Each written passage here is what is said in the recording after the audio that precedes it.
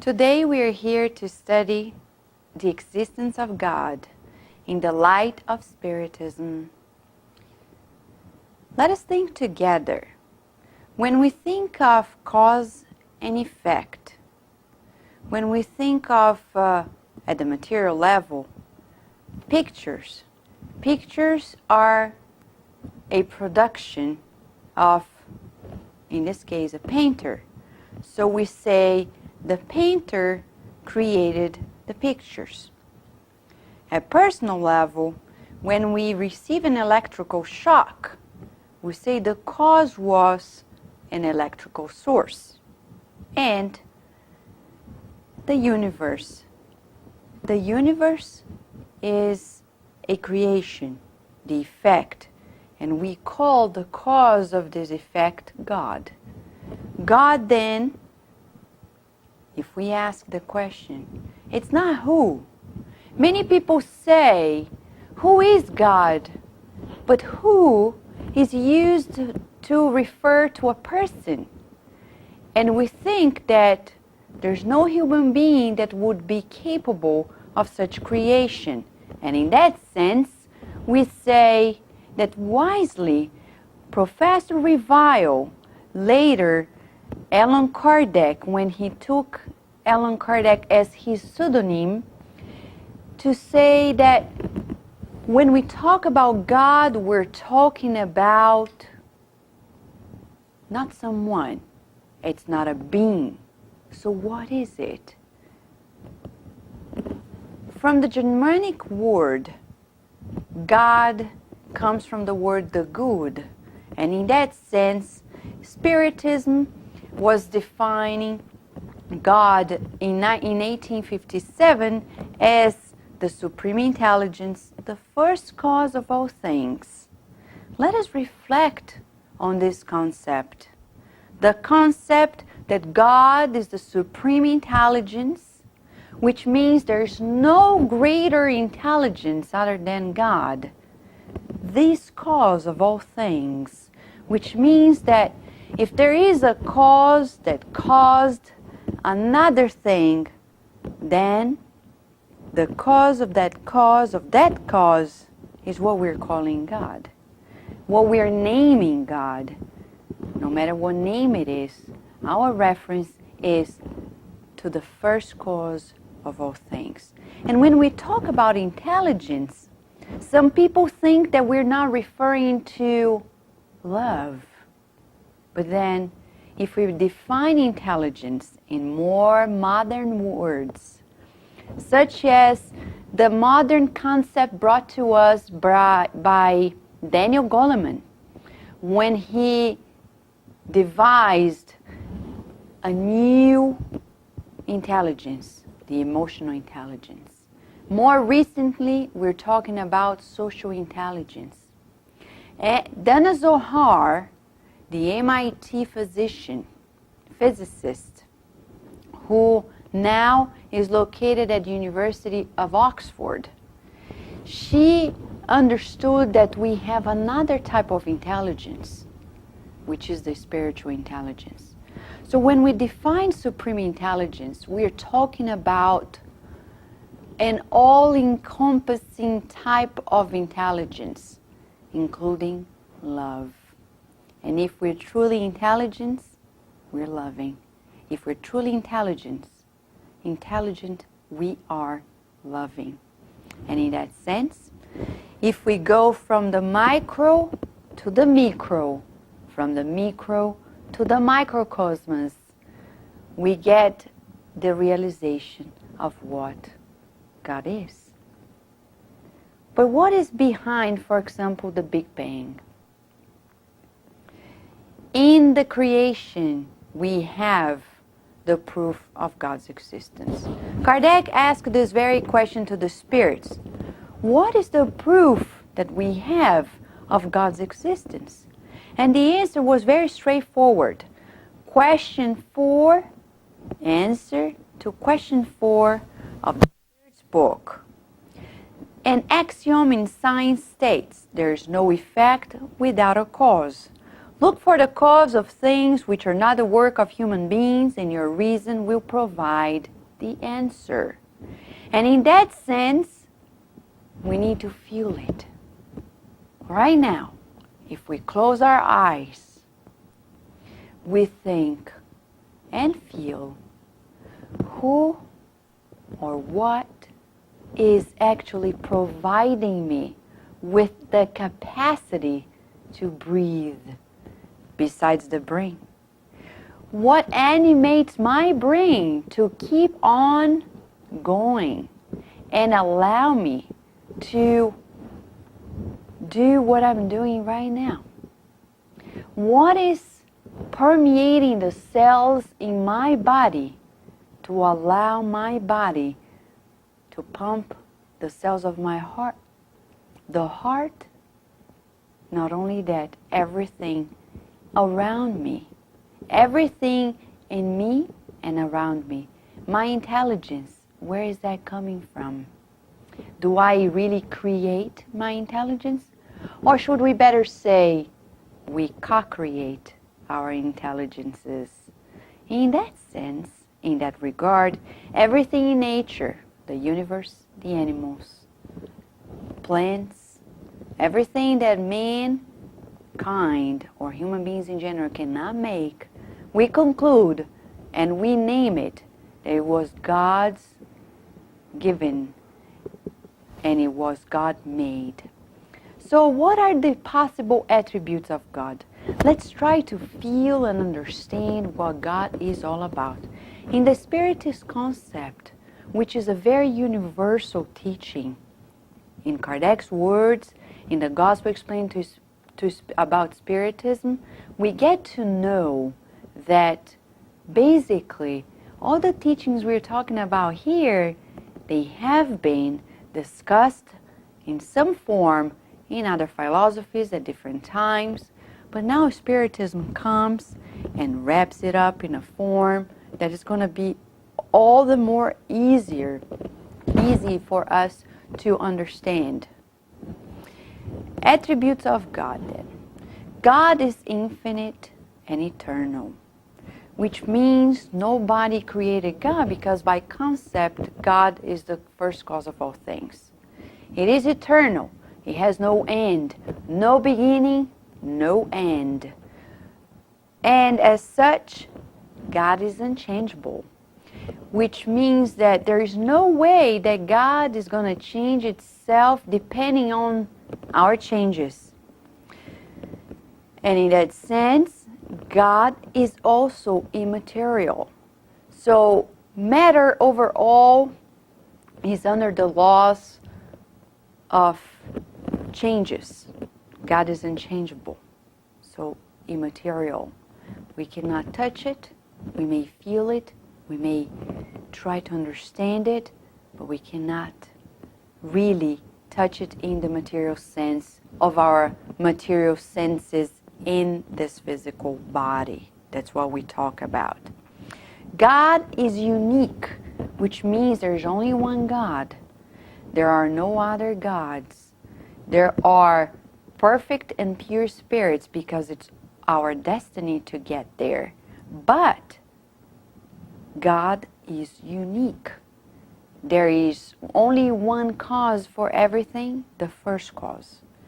God is all-powerful, and in that, all just and good. When we talk about uniqueness, when we talk about the existence of one God alone, we are talking about the fact that God is everything and everything is God. So, is that true? No. Many people think, I belong to God in the sense that there is a part of God in myself, in the very sense of the word. Not necessarily. Because if we were a part of God, then we change, God changes. That's not right. Some people think God is going to be sad if we do this or that. That's not right.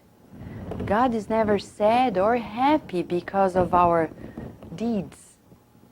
That's not right. God is unchangeable. It's always kind,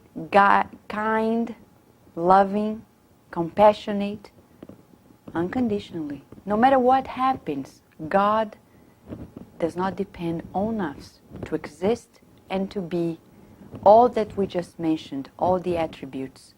So when people talk about being a part of God, probably they're not expressing themselves correctly, because it wouldn't make sense if we are. We are God's creature. God is not the result of all forces and intelligence of the universe. God is not the result. God is the cause. So when people think that when they die they go back to God in the very sense of the word, they probably are not expressing themselves correctly, because there's no logics behind it. The painter doesn't become the painting. The painting is the result. The painter is the cause. The electrical shock does not become the electrical source. So we are talking about cause and effect. Effects, the sum of effects don't make the cause. The cause creates the effects. And they are linked, but they are not, in the very sense of the word, all belonged to one another. Now, what are then the elements of the universe? When we talk about God, we talk about creation. We talk about the first cause of all things. Now, if we stop for a moment and talk about ourselves and healing, what everybody is looking for, healing, then we ask, what is the very source of healing? Are we, mediums, the source of healing? No. We are probably instruments, if we are, and when we are. But still, we're not the source. We're the instruments. The source is the first cause. The cause of healing is God. And God created the universe in, if we could summarize in a very didactic way, the way Spiritism puts it together, we are going to learn that when God created its creation, He created with two main elements. And this is in the Spirit's book, Questions and Answers 22, 23, 26, and 27. It talks about the creation of two main elements, spirit and matter. And when we talk about spirit and matter, we're talking about the spiritual principle and the material principle. And a semi-material principle that unites them both, which is the cosmic principle for some, or the universal cosmic fluid, which is this quintessence energy that vitalizes everything and is transformed in many different ways and gives life and connects spirit and matter. Then when we talk about spirits, we are talking about the creation of the intelligent beings as we are. Not in the human form yet. Later, in another class, we're going to get to know that we, souls, spirits who are incarnated, we were created simple and ignorant, as it says in the Bible. Simple and ignorant means without knowledge, without experience.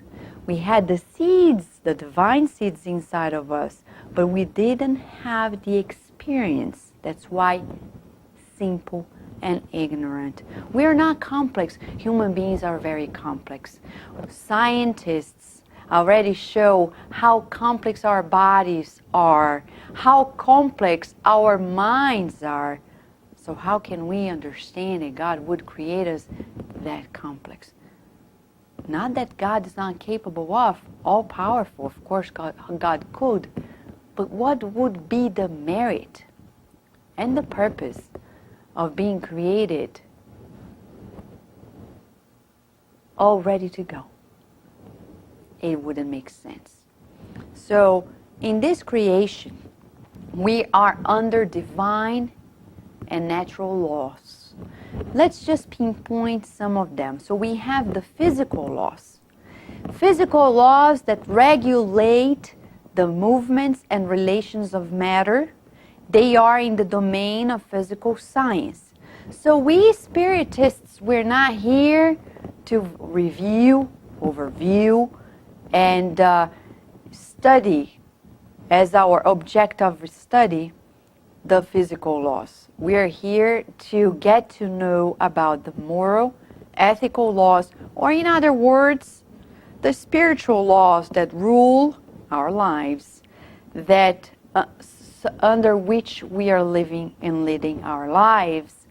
So in this regard, we're talking about human relationships, the self, God, and others. That's why in Spiritism, Kardec defined it as a science that deals with the origin, the nature, and destiny of us all spirits and the relationship of both realms, the physical and the material planes. And both are ruled by physical and moral, ethical, spiritual laws. When we talk about physical laws, we can give examples. When we talk about gravity, the aggregation of molecules, action and reaction, and etc. When we talk about moral ethical laws, you can read more, and later we're going to have classes about each one of those laws, which are spiritual laws that lead our lives and rule them. Laws that can be summarized didactically in 10 different laws that can be understood as the spiritual laws of our lives. So the law of worship, the law of work, of reproduction, the law of preservation, destruction, social law, law of progress, equality, liberty, justice, love, and compassion. All these laws are made for us to progress. They are already made. They are not going to be created and recreated. And God doesn't change the laws. We change our awareness about these laws as much as we are doing right now. How many lifetimes we have spent thinking that we understood the whole 9 yards about spirituality. Well, here we are today trying to redefine it, restructure it, seeing from a different standpoint, and in that sense, opening our minds to new possibilities. None of this is new. You're right. None of this is new. But Spiritism brings an educational, didactic form to explain each one of these laws that were made by God. And I'll leave you with this teaser so we can later on catch up in another class to talk about laws of God. But when we break the law, this is how it works. So we have here the universe. And it's created. There is a system. There are laws. As much as nowadays when we go out in the streets in the U.S., whatever we do, we're under a constitution. We have laws that are ruling our lives. And if by any chance this body of laws, by any chance, I get out of this, I break this law, then the law is going to make it, my life, in a way, come back to its order and harmony. If I go out, if I park in the wrong place in the street, if there are prohibited places, I'll be towed, my car is going to be towed, or I'm going to get a parking ticket because I'm under such laws. And those laws, they're going to be exercised, they're going to be used to bring me back to harmony, to order. This is what laws are for. The same and even to greater levels happens to us in terms of divine laws.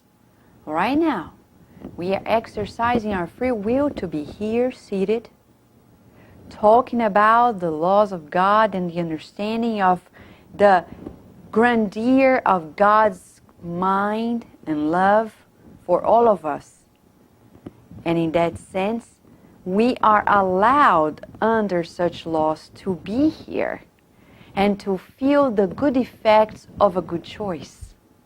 Because we can ponder and differentiate whether or not we are living under the laws in a harmonious way or if we are breaking it.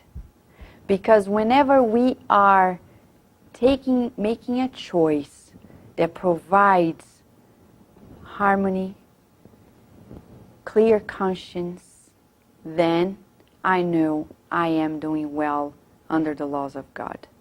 The contrary happens. Usually, we have a very good thermometer to measure whether or not we're fulfilling these laws, we are respecting them, the laws of God. If we say something that we don't approve of, that inner feeling of guilt, of non-acceptance in a way, is going to make me aware that something that I did or said was wrong. It's the natural law. But where is the law? It's inside of us. And that's why we say, as in Spiritism, believing God and understanding His law make us suffer less. So it's all about God and us. Everything we're talking about here is God and us. We're talking about where to find God.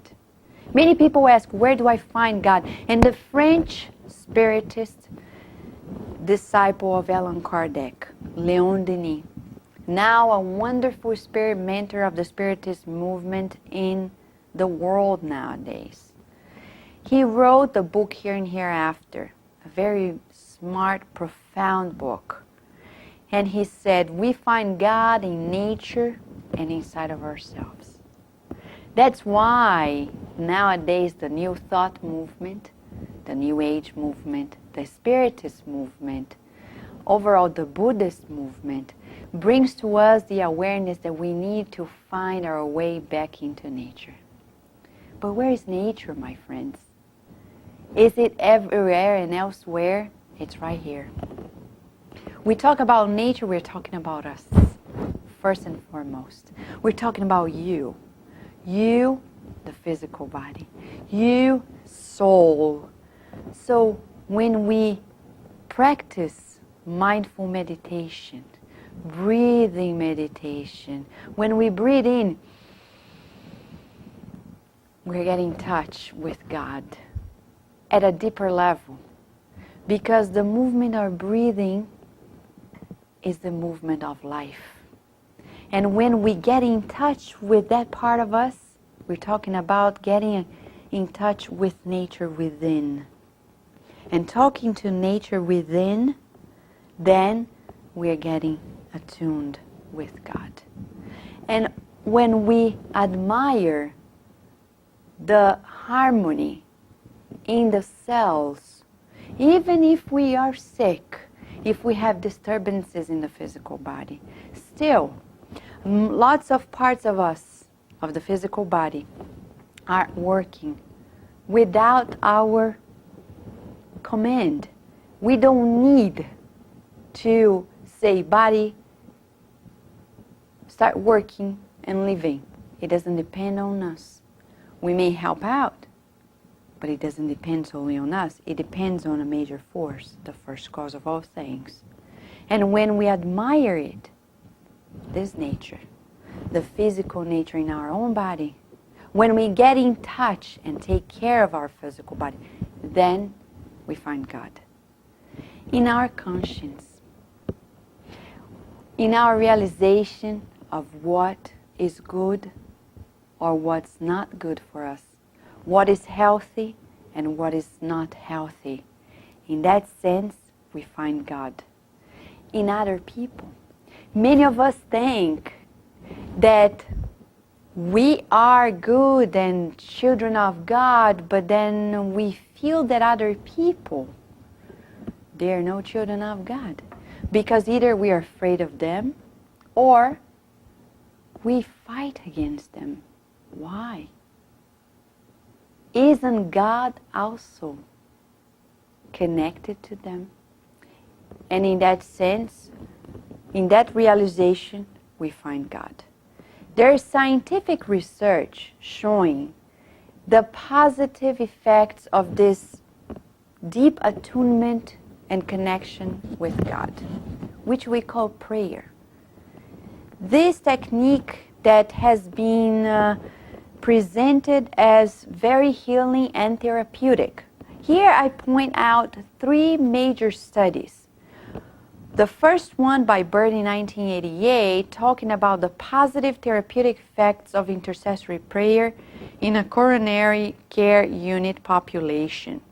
They showed that there were fewer deaths in the prayer group. They were less likely to require endotracheal intubation ventilation support. They required fewer potent drugs, including diuretics and antibiotics. And the patients experienced a lower incidence of pulmonary edema. Another study in 2004 by Cavendish talked about nurses that enhance performance through prayer, helping nurses practice better the task they're supposed to fulfill. And then another one by Meraviglia in 2004 talked about the effects of spirituality on well-being of people with lung cancer. And it's amazing, the study in 2004, because it shows that higher prayer scores were associated with higher psychological well-being scores. I know you may have heard about other studies that talk about the negative sides of intercessory prayer. Of course, science still continuing this type of studies. And I truly recommend that you read the studies by the pioneer and leader in this field, Harold Canning at Duke University, and also another one in imaging studies of the brain while we pray, meditate, Dr. Andrew Newberg. Both, Andrew Newberg, by the way, is at Penn State University, and both are 2 of the main pioneers in the field of spirituality, prayer, and well-being, health. So when we pray, connect to God, what are the mechanisms? Leon Denis once again defines prayer as this intimate overflowing of the soul to God. Basically, this is how we understand it. It's a schematic that we put together based on the power of prayer that lies in the thought explained in the Gospel according to Spiritism. So here we are. We all have spirits. We have been created capable of thinking and exercising our will. Of course, we are able to exercise our will, our free will, at different levels as we progress. The more elevated we are, more free will is given to us because we become wiser in the exercise of it. And surrounding and permeating all of us is what we call the universal cosmic fluid or the cosmic principle. So it's important to understand that we incarnates, when we think, each thought is connecting us to other minds, either incarnates or discarnates. And this forms currents of energy. And in that sense, when we pray, we are forming a special type of current of energy, which is basically lying on the quality, intensity, and frequency of our thoughts. And those thoughts are going to be transmitted into this quintessence matter that we call cosmic principle or universal cosmic fluid. And in that sense, the power of this current that we form through prayer is going to be strengthened by our thought and our will. So when we talk about prayer, we talk about thought. The power of prayer depends on the power of our thoughts. And when we ask people to pray to God for us, we say that people are stronger in their prayers because we are not exercising our own thoughts. Sometimes we are lazy. We are left to inertia, and that's no good, because we are all capable of working at that level, working together as one with God towards an empowerment, self-empowerment, or empowerment of everyone around us. And in that sense, we say, when we pray, we find God in our nature, in our conscience, and we connect with Him as one.